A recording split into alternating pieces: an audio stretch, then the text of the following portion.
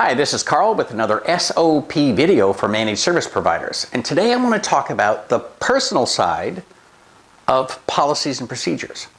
Actually, to be more specific, avoiding the personal side.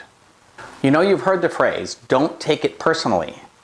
Well, I'm here to tell you, don't take it personal and don't make it personal. There's two aspects to this. First, don't create a policy intended to manage one person.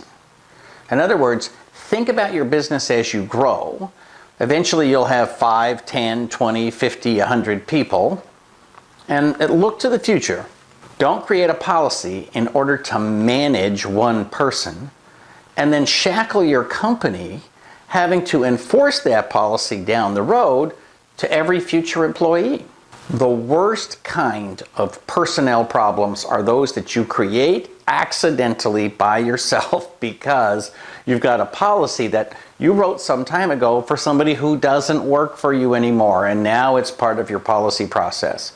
Don't do that.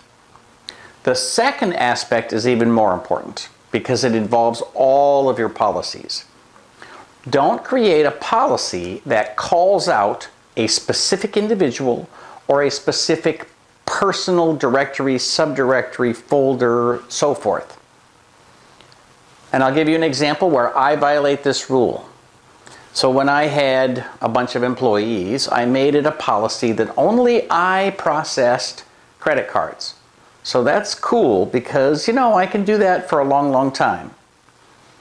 But it means that in my onboarding checklist, you will see a section that says administrative assistants, a section that says customer service, a section that says technologists, and a section that says Carl.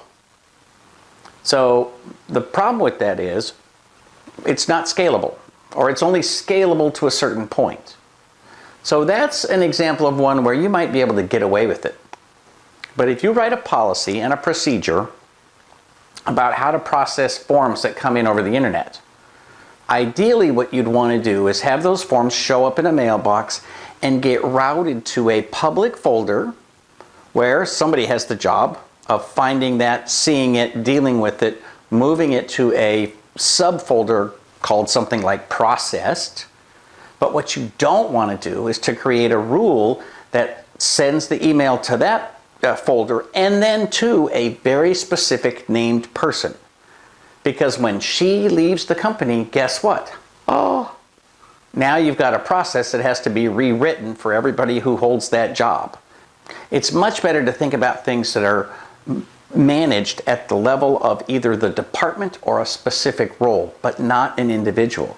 So for example, you might have something that's managed by the service department, or by the marketing department, or by the service manager, the tech coordinator, right? Individual roles, but don't call out people's names, and certainly don't create rules, scripts, and so forth that move things into areas managed by a specific individual personally versus a specific individual acting within their role. So remember, keep it as general as possible. Think in terms of roles and departments and not individuals, and you won't have to keep changing your policies down the road. Here's wishing you the best of luck in your managed service business. This is Carl Palchuk from Small Biz Thoughts.